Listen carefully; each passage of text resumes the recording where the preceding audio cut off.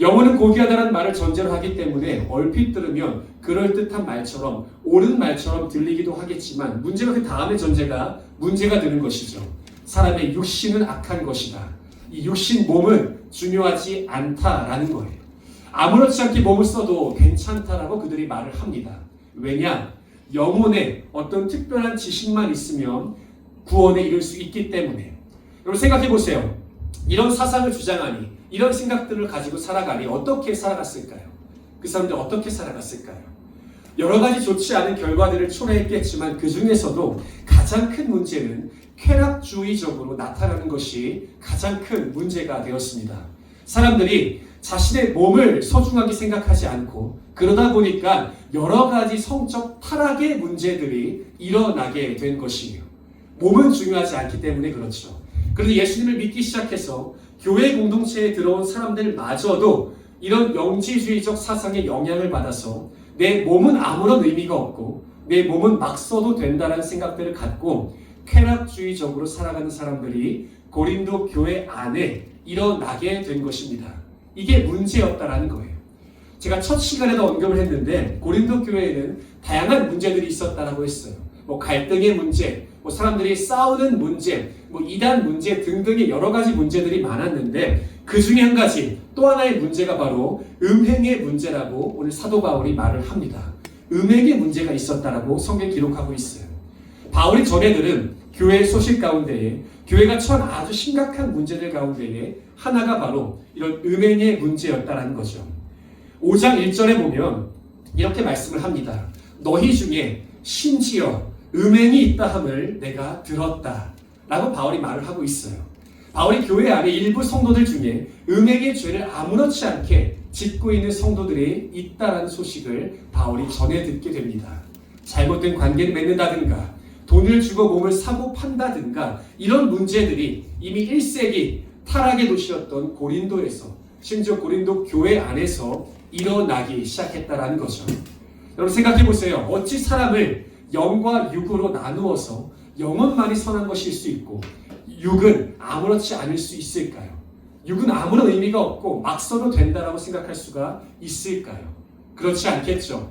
우리가 한번 곰곰이 생각해 볼 필요가 있는 문제인 것 같습니다. 자, 그렇다면 성경은 우리의 몸에 대해서 관심을 갖고 어떻게 말씀하고 있는가? 우리의 몸을 어떻게 쓰라고 말하고 있는가? 앞에서 말씀드렸죠. 기독교가 무슨 종교라고요? 기독교가 무슨 종교라고요? 영지주의. 기독교가 무슨 종교라고요?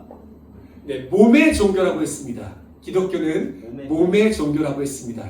성경 로마서 말씀에 보니까 이런 말씀이 나와요. 12장 1절의 말씀인데 제가 읽을게요. 여러분의 몸을 하나님을 기쁘시게 하는 거룩한 살아있는 제물로 드리십시오. 이것이야말로 여러분이 마땅히 드려야 할 영적인 예배입니다.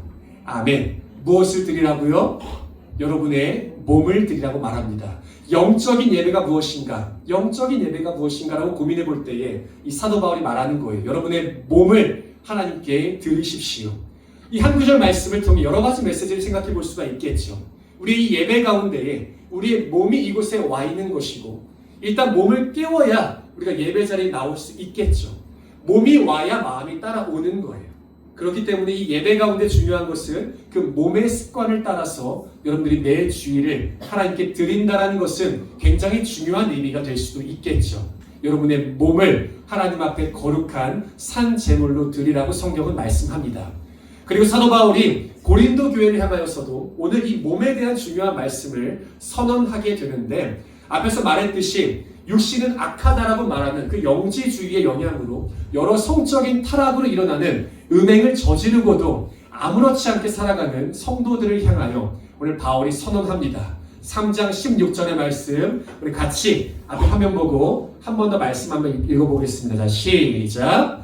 여러분은 자신들이 하나님의 성전인 것과 하나님의 성령께서 여러분 안에 계신다라는 사실을 알지 못합니까?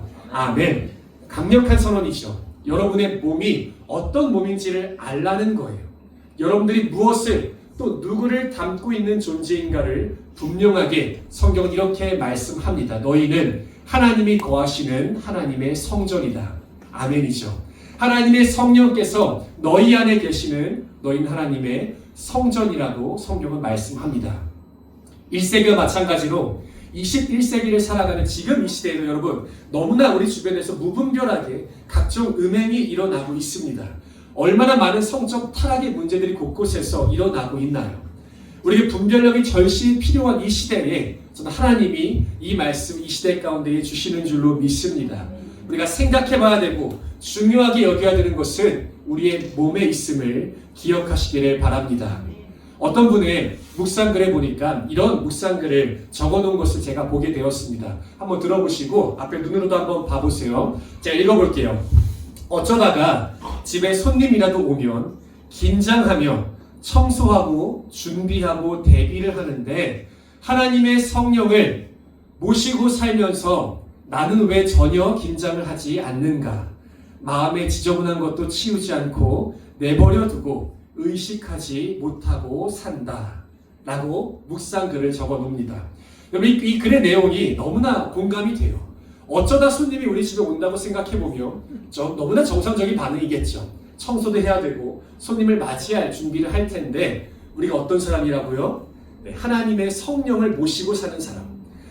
가끔 오는 손님이 아니라 하나님의 성령이 내 안에 계시는 거예요. 내 안에 살아 계시는 거예요. 근데 어떻게 우리가 조금도 긴장을 하지 않고 살아갈 수 있겠느냐라고 이분이 말을 합니다.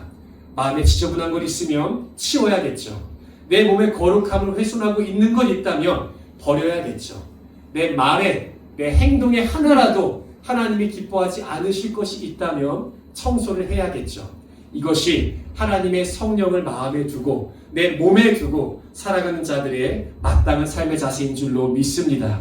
그럼 내 몸이 왜 중요할까요? 내 몸을 왜 거룩하게 지키고 왜 또 지켜야 할까요? 이유는 하나밖에 없습니다. 나는 하나님의 성령을 모시는 몸, 곧 성전이기 때문인 줄로 믿습니다. 우리에게 주신 이 몸은, 이 마음은 하나님의 성령을 담고 있는 하나님의 그릇인 줄로 믿으시기를 바랍니다. 바울이 17절에서 이렇게 말을 해요. 하나님의 성전은 거룩한 곳이니 너희도 그러하니라. 너희도 거룩해야 한다라고 성경이 말씀합니다. 우리가 오늘 한 가지 꼭 기억했으면 좋겠어요. 여러분 어떤 존재인가? 나는 어떤 존재인가? 하나님의 성령이 내 안에 거하시는 하나님의 성전이라는 사실을 기억하시며 살아갈 수 있기를 주님의 이름으로 축복합니다. 함께 따라해 볼게요. 내 안에 성령님이 계십니다. 내 안에 성령님이 계십니다. 다 할 때까지 할게요. 나는 성령님을 담고 있습니다. 나는 성령님을 담고 있습니다. 나는 하나님의 집입니다. 나는 하나님의 집입니다. 하나님이 내 안에 살아 계십니다. 하나님이 내 안에 살아 계십니다. 아멘. 이 믿음의 고백이 여러분들의 믿음의 고백이 될 수 있기를 간절히 소망합니다. 말씀을 맺을게요. 고린도전서 6장에 가서 보면 다시 한번 바울이 이 내용을 언급합니다. 또 한 번 언급해요. 얼마나 중요하면 바울이 또다시 반복해서 고린도전서 6장에서 또다시 말씀을 하는데 19절과 20절에 보니까 이렇게 바울이 말씀을 합니다. 우리 마지막으로 한 번 더 말씀 크게 나 자신을 향하여서 선포하는 마음으로 크게 말씀 읽고 제가 말씀 맺겠습니다. 자, 시작! 여러분은 성령을 하나님으로부터 받아서 모시고 있습니다. 여러분은 여러분 자신의 것이 아닙니다. 그러므로 여러분의 몸으로 하나님을 영화롭게 하십시오. 아멘. 바울은 오늘 고린도 성도들에게 또한 오늘 저와 여러분들에게 분명하게 말씀합니다. 여러분의 몸은 하나님으로부터 받은 성령님을 모시고 사는 하나님을 담고 있는 성령의 전인 것을 기억하며 살라고 오늘 바울이 말씀합니다. 그 말씀 기억하며 여러분의 몸이 하나님께 거룩한 산 제물로 드려질 수 있기를 하나님을 영화롭게 드리는 일에 쓰임받을 수 있기를 간절히 소망합니다. 우리 함께 찬양할게요.